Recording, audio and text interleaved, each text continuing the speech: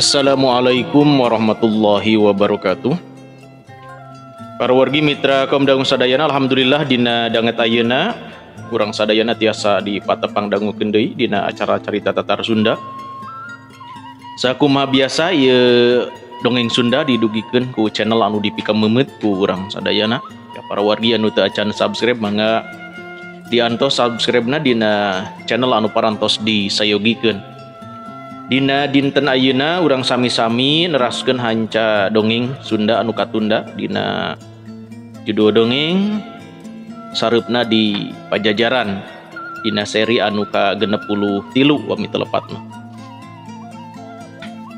Sakumaha anu kauninga dina seri anu sateu acana hanca urang teh kapegat ku waktu dina mangsa medar obrolan antawis tilu jalmi teh nya Ginggi Ki Banaspati oge Ki Baguseta ngeunaan perebutan kakawasaan teh di dayeuh Pakuan. Kumaha lajengna ieu carita mangga urang sami-sami bandunganku sadayana, mudah-mudahan ieu dongeng janten landong pangbeberah kana manah kanggo urang sadayana. Mangga wilujeng ngadangukeun sareupna di Pajajaran dina seri anu ka-63.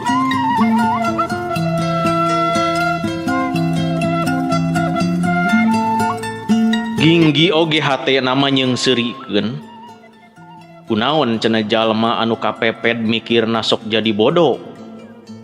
Lamun ngabejakeun yen Ki Banaspati teh muridna Ki Darma apan Ki Baguseta oge sarua.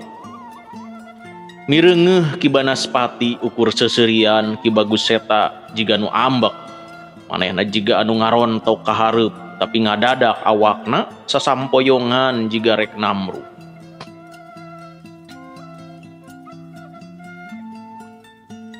Andika montong rek nyoba-nyoba ngajak jogol ka kaula. Cacak dilawan ku pangkat si Ginggi oge budak kamari ieu. Andika teu wala kaya pan tepi ka ayeuna. Omong Ki Banaspati mani karasa ngalelecena teh. Nya ngalelecek ka Ki Baguseta, nya ngalelecek ka Ginggi. Demi diomongan sarupa kitu atuh anabrek teh Ki Baguseta deku bari ceurik keeuriheun. Gandeng sia kumaha sia lamun kadenge ku ponggawa anu lamprang di ieu pulau. Lain aing teu ludeung modaran sakumna jalma. Ngan aing embung nyieun kakacauan di dayeuh ayeuna-ayeuna. Ki Banaspati bari nyentak semu ditahan jiga nya nyieun kapsieun ka pargo ku ponggawa. Andika mantog ka imahnya jeung tonggeru. Andika mah tugasna ukur narima tugas anu bakal diparentahkeun ku kaula. Sing iatna gerak-gerik anu samakta sakedeung deui bakal dimimitian. Cek Ki Banaspati. Ki Baguseta bari cimataan neuteup ceuleuyeu ka Ki Banaspati. Tapi ari Ki Banaspati mah haben mepelingan sangkan ulah loba cetak. Ulah lalawora dina ngajalankeun amanat guru. Lamun henteu mampu mah ulah nyoba-nyoba. Teu sambarangan jalma bisa kapilih jadi raja Pajajaran euy. Manehna kudu masagi dina sagala hal. Salian ti kudu bisa mikir secara dewasa oge kudu boga pangaweruh boh tata nagara boh tata wira. Aya kitabna eta sisimpenan Eyang Sanjaya. Andika nyaho Ki Banaspati ngareret ka Ki Baguseta anu direret ukur gideung. Di dunia aya dua kitab pustaka kerajaan Sunda euy. Hiji katelahna kitab pustaka Sasana Kreta. Nyaeta ilmu kapamingpinan Sunda. Nu kadua nyaeta kitab pustaka Ratuning Balasariwu. Nyaho henteu Andika henteu. Tah eta nu ngabedakeun naon sababna kaula jauh leuwih pantes jadi raja Pajajaran teh, ceuk Ki Banaspati. Di mana eta ayana 2 kitab pustaka teh atuh, ceuk Ki Baguseta. Ana ditanya kitu mah Ki Banaspati agak eugeuk balelol nembalanana teh. Kitu sababna kaula moal lila deui bakal ngutus si Ginggi pikeun neangan eta banda pusaka Sunda. Sabab sing saha anu bisa nimukeun nya eta nu bakal mampu jadi raja, ceuk Ki Banaspati. Atuh lamun kaula engke bisa nimukeun nya kaula anu bakal jadi raja ana oge. Cek Ginggi nyelengkeung. Belegug sia mah Ginggi, ceuk harita teh. Ceuk Ki Banaspati ngagebes. Sia mah dina bisa manggihkeunana oge da teu bina ti monyet ngagugulung kalapa euy. Anu bisa neuleuman eusi kitab mah nya anu bisa maca deuleu, ceuk Ki Banaspati. Ginggi seuri lain yang serikeun dumeh dituding teu bisa maca aksara. Tapi yang serikeun yen tetela Ki Banaspati teh eleh salengkah. Bisa jadi cenah Ki Banaspati nampa bocoran. Nampa bocoran beja ti Ki Darma yen di dunia aya 2 kitab karatuan Sunda. Kan bae ari anu di bejaan di mana tempat nama ukur Ginggi. Ki Baguseta malah teu nampa beja-beja acan manehanana.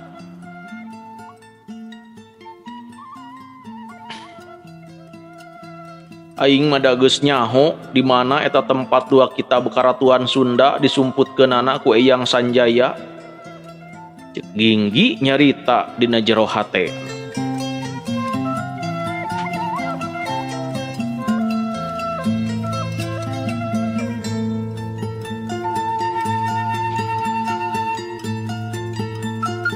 Cig guat sia mantog Andika mah, ceuk Ki Banaspati ka Ki Baguseta. Anu diusir cengkat tina diukna geus kitu leumpang semumuyungkung. Ki Baguseta leumpang murusi si Darmaga ngaulah parahu lalaunan. Sainditna Ki Baguseta ayeuna kariduaan anu di tengah pulau Gelis parakan baranang siang. Pagawean anu kacida pentingna tereh dipigawe euy. Sia kudu iatna Ginggi, ceuk Ki Banaspati. Jiga atasan keur mere parentah ka bawahan, nyarita kitu teh bari nyodorkeun bungkusan anu di jerona kotak surat. Ke naon ieu teh, ceuk Ginggi. Ieu lalayang serenkeun ka Ki Jaya Perbangsa. Umat ulah aya nu nyaho. Sabab ieu kacida dirusiahkeunana, ceuk Ki Banaspati. Ki Jaya Perbangsa alis Ginggi harita teh kerung. Heueuh, nah sia geus wawuh kitu. Teu ari wawuh mah ngan apal we pan inyana teh sobatna Ki Yoga Citra nya. Heueuh, sia baris nampa hukuman pati saupama ieu lalayang kapanggih ku batur, ceuk Ki Banaspati harita teh. Ginggi henteu unggeuk henteu gideug. Tapi leungeunna mah nampanan eta surat kotak surat. Ngan Ki Banaspati nangenan yen basa nampanan kotak leungeun Ginggi rada ngadegdeg. Atuh Ki Banaspati harita neuteub seukeut. Naha kitu Ginggi cenah. Teu kunaon tembal Ginggi. Sia pasti herannya naha sobat dalitna si Yoga Citra make bisa bilu ka aing. ceki Banaspati. Ginggi cicing, palebah dieu sia kudu bisa naksir yen dina didayeuh pakuan aing geus boga pangaruh di ditu di dieu. Kaasup di kalangan anu kudeungeun dianggap aya di pihak itu, ceki Banaspati. Ginggi mah masih tetep ngahunted, malah tepikeun ka inditna Ki Banaspati anu ngablesat gancang. Ginggi mah masih kene ngahuleng sorangan di tempat anu kacida ti iseunan.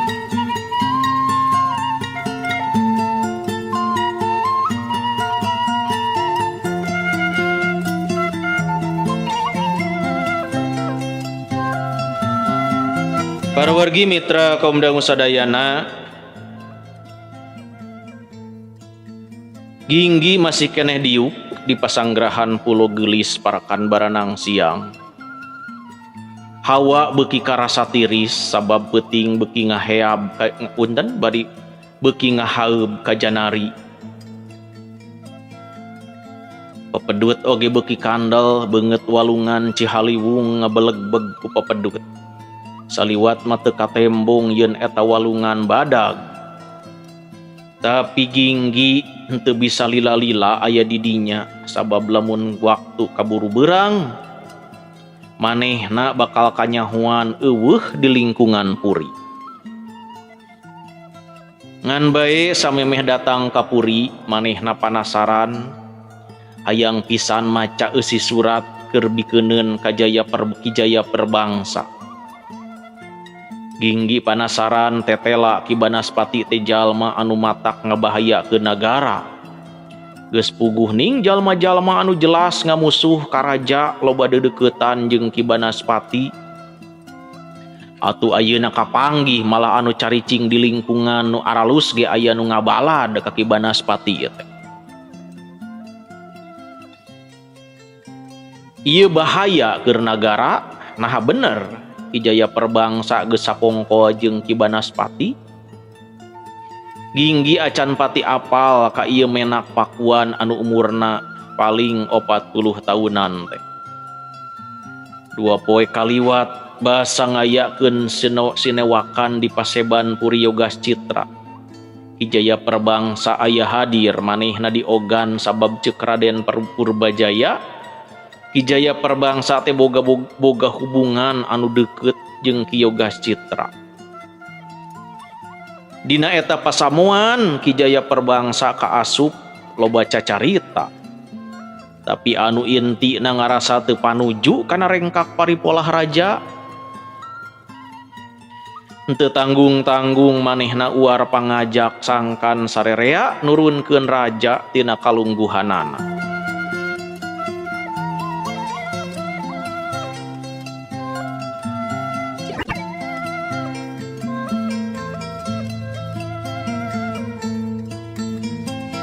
Saliwat mah henteu karasa aneh. Sabab apanan kalolobaan anu hadir papada nembongkeun henteu mikaresep kana talajak raja. Mikiranan tepi kapal lebah dinya Ginggi rada nahan engapan. Ki Jaya Perbangsa ngojok-ngojok sangkan anu haladir di dinya samluk nurunkeun raja. Apanan eta teh sajalan jeung jalan pikiran Ki Banaspati. Bener sarerea oge teu satuju kana paliporah raja teh. Tapi pan teu kabeh boga tujuan hayang nurunkeun raja. Kelompok Ki Baguseta, Ki Soka, Ki Banaspati mah jelas asup kelompok anu hayang raja turun tina tahta. Henteu mustahil manehna geus bisa mangaruhan anu caricing di sakurilingeun Ki Yogas Citra. Nya contona bae Ki Jaya Perbangsa. Pan manehna anu paling harus sorana mah manehna pasti geus biluk ka Ki Banaspati.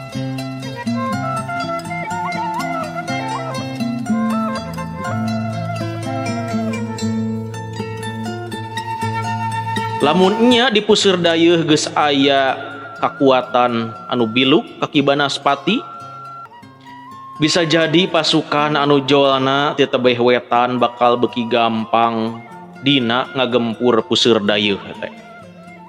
Ginggi ayeuna beuki nyangka yen Ki Jaya Perbangsa geus aya dina kadali Ki Banaspati. Aing yakin Ki Jaya Perbangsa geus ngabalad ka Ki Banaspati, ceuk hatena. Hiji-hijina anu bisa jadi barang bukti nyaeta ieu surat anu ceuk Ki Banaspati kudu dibikeun ka Ki Jaya Perbangsa. Tapi di tempat ieu kaayaan kacidamong kelengna, sanajan manehna boga ilmu sorot kalong moal pati mantuan. Itu sababna Ginggi hade teh ngabelesat rek balik ka Puri Yogas Citra. Ginggi ngabelesat tarik muru Puri Yogas Citra. Sanggeus tepi bari luak lieuk jeleng, awakna ngajlengan kuta atawa benteng Puri. Geus aya di jero pakarangan belesat deui muruk kobong tempat manehna sare. Geus aya di jero kobong manehna ngahurungkeun cempor anu minyakna dijieun tina siki buah jarak. Ginggi naliti kotak surat anu diukir endah. Kotak teh dikunci ngagunakeun engsel. Ngan basa tutup peti dibuka di jero kotak ting belesat belasan jarum. Awak Ginggi jumpalikan ka tukangan sabatae aya jarum harita 3 nancep kana dadana karasa perih semu panas geus kitu karasa eungap. Aduh aya tuaan ceuk gerentesna. Nu disebut tua teh nya bangsa racun itu baheula masuk aya tangkal tuanya. Antos pribados oge kapungkur. Memang hari tama aya tangkal tua. Upami Panurdin mah tanggal tua. Geutahna ngandung racun. Jarum anu ranceb 3 teh dicabutan hiji-hiji. Ngan bae ari peurihna mah henteu peurih. Malah salian tidak ada na karasa eungap panona oge asa teu puguh tetenyoan Ginggi teh. Sirahna mimiti karasa lieur, manehna usaha satekah polah, ulah tepikeun ka ngajahjar teu eling. Kusabab kitu manehna kudu bisa nahan aliran getih. Lamun getih ngalir tan wande racun teh bakal sumarambah ka sakujur badana. Ieu teh bahaya.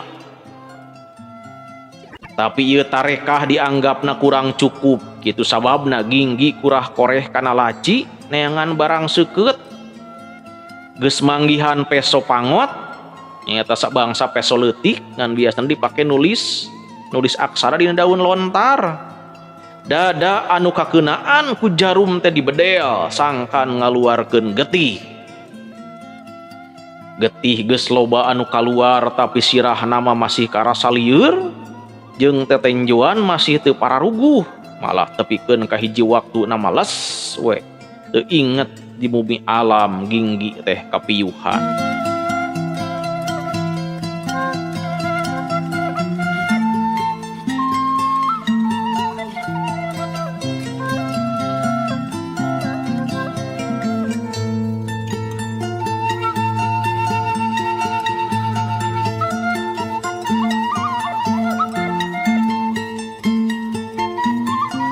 Inget-inget sote Ginggi sanggeus kadenge aya sora. Tawanan rupina parantos eling Raden. Kadenge harita aya nu nyarita. Jiga-jiga ponggawa keur nyarita kadununganana. Geus kitu kadenge aya lengkah jalma. Harita nu ngadeuketan kana dipan Ginggi beunta lalaunan tur hatena reuwas. Aduh, Raden Purbajaya cenah semua ngaharewos. Ginggi luak lieuk tetela manehna keur ngedeng dina dipan, tapi lain dipan nu aya di kobongna. Andika keur aya di pangberokan Ginggi, cek Raden Purbajaya. Aduh, naon dosa jisim kaula Ginggi Kerung. Engkewe Uwa Yogas Citra anu baris papariksa jeung nerangkeun mah, cek Raden Purbajaya. Tekung silila kurunyung harita jalma duaan. Nu saurang maki Yogas Citra, saurang deui Raden Banyak Angga. Ki Yogas Citra harita neuteub ka dirina bari semu anu keru.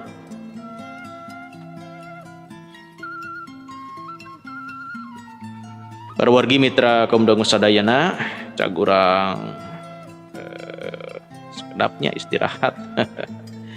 Aturan ka sadayana anu masih ngadarangukeun dina channel Dongeng Mang Aa anu teu acan ngalih kamarna mangga diantos dina kamar rohangan anu enggalnya di dieu sadayana. Dina danget ayeuna urang sami-sami ngabandungan terasan carios sareupna di Pajajaran dina seri anu ka-63. Mudah-mudahan sadayana para wargi mitra kaum dangu sadayana nuju aya dina kaayaan sehat walafiat, aya dina lindungan Allah Subhanahu wa taala, aya dina ginanjar ka wilujengan. Amin ya Allah ya rabbal alamin. Aturan wilujeng ngadangukeun ka Bapak Yayan Sofyan sareng kru. Wilujeng ngadangukeun bae oge ka Mamah El Hatman di Cianjur, aturan wilujeng ngadangukeun. Ka Nene Yani kumaha damang, wilujeng ngadangukeun bae ka channel Unda Kapanyawangan oge ka Teh Ine adenya. Alhamdulillah tiasa manco deui. Lajeng ka Ibu Nani Widyaningsih, Ibu Guru aturan di Bintara wilujeng ngadangukeun ka Pak Egi Lugina Bakti oge. Ka Teh Rita Ersih di Cimahi aturan kumaha daramang di urang Cimahi sadayana. Oge ka Teh Lila Sukaisih. Oge ka Pak Nanang Wijaya aturan wilujeng ngadangukeun bae. Mudah-mudahan sarehat sadayana. Apunten dongeng sareupna di Pajajaran teh kaluresan naskahna masih kena digarap ku pengarang janten nuntutannya saupami telat. Katampi ku Mang Aa ngagarap heula dongeng anu sanes minangka panyelangna. Ka Bapak Ayep Karsim oge di Cimenyan sareng urang Cimenyan, urang Cilengkrang sadayana, ka Kang Rendi di Ciamis oge Pak Tedi Rahmat wilujeng ngadangukeun. Ka Bapak Uwan Sumarna di Kampung Sukamanah Barat Cikampek oge ka Ibu Entien Kartini di Buah Batu. Ka Bapak Taryo Juragan Tahu di Jambi, oge ka Esther Adelaide aturan udah ngadangukeun. Ka Kang Jaki Mubarak di Jakarta. Lajeng ka SDF Channel wilujeng ngadangukeun, hapunten ye. Mangga rada kebluk ngadongengna jalaran kasibukan nu sanes oge ngantosan naskahnya. Ka Bapak Ali Alun di Bantar Gebang wilujeng manco ka Pak Jajang Edan. Mudah-mudahan teu edan. Ka Bapak Endang Awaludin wilujeng ngadangukeun oge ka Ustad Nurdin Pak Kanu aturan wilujeng ngadangukeun bae di naon Meikartanya. Ka aturkum we ka sadayana masih keneh ngadangukeun. Mudah-mudahan ieu dongeng katampi kalayan kabingahan oge nu teu acan subscribe-na mangga diantos pisan dina channel anu parantos di sayogikeun. Supados teu nyangkolong teuing kana waktos mangga urang sami-sami teraskeun deui ieu dongengna.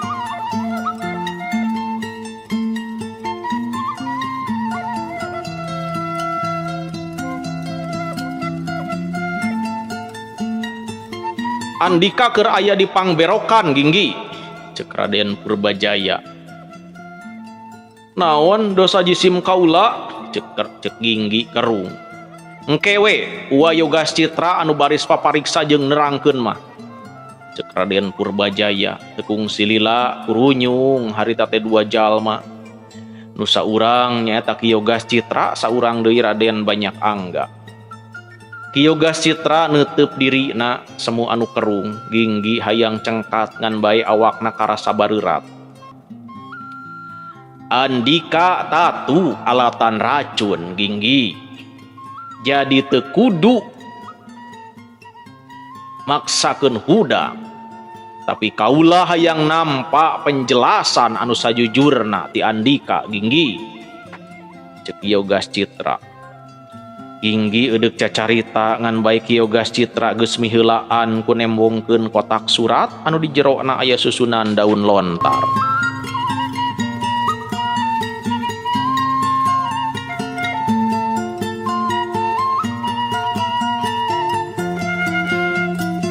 Ginggi ruas jadi ku alatan kotak surat eta manehna kudu asup ka pangberokan teh. Isim kaula henteu terang naon eusina Gusti, ceuk Ginggi. Ku kaula geus dibaca euy, tapi kaula henteu paham. Sabab eta mah kalimah-kalimah Rusiah anu bakal kaharti ku anu ngirimna atawa ku anu dikirimna. Ceuk Kiyo Gascitra. So, geura ilo ku Andika. Ceuk Kiyo Gascitra.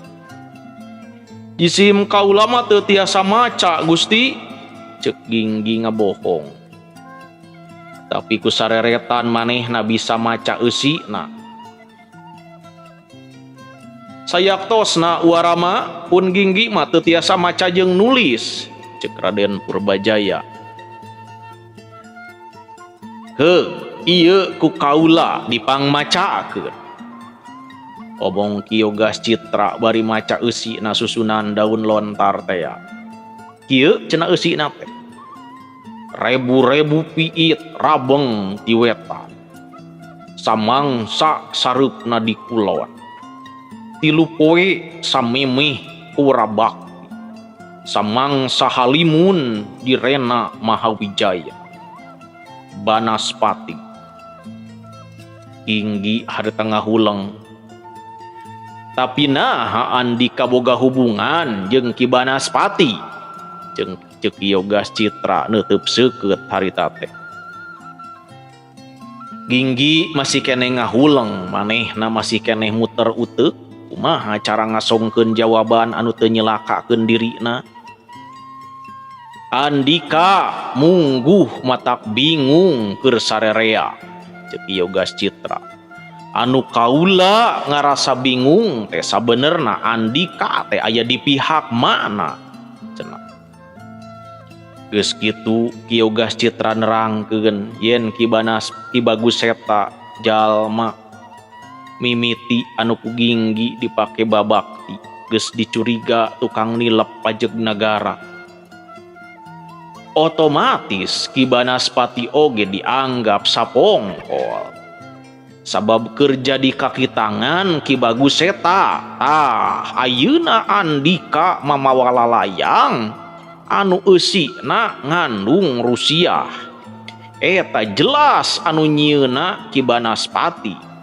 Terus ayeuna aya di Andika, kumaha eta mimitina?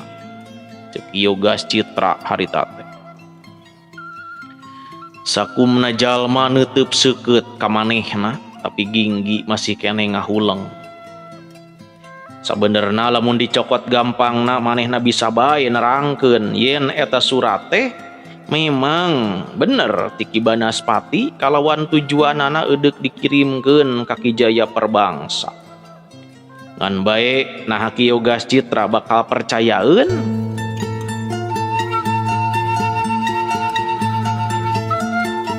Sabab kapanan eta surat teu ditujukeun ka sasahana, ka saha-sahana. Lamun ku Ginggi disebutkeun oge moal aya nu percaya. Sabab apanan Ki Jaya Perbangsa mah ku sasaha oge dipercaya salaku jalma anu aya di pihak Kiyo Gascitra. Kaula hayang sangkan Andika nerangkeun sajujurna. Sabab lamun ieu kajadian tapi kabocor ka Raja Andika bisa ditibanan hukuman pati. Kiyo Gascitra. Aduh, ulah dugi ka kitu Gusti, tembak Ginggi. Lamun Andika sieun dipindahkeun ka pangberokan di karaton terus dihukum pati, sok ayeuna geura balaka. Sakurang-kurangna di dieu mah Andika moal tepi ka leungit nyawa. Ceuk Kiyo Gascitra hate Ginggi ngangluh. Yogas citra salah harti disangkana manehna nyebut ulah teh yen kasalahan dirina ulah disetorkeun ka raja padahal dimaksud kumaha nama ieu surat ulah waka tepi ka karaton sabab di karaton Kijaya Perbangsa idek lihar. Kumaha lamun ieu surat kaburu kajabel ku Kijaya Perbangsa tapi pikeun nerangkeun sacara gemet jiga bieu manehna oge bingung deui. Gusti Pangeran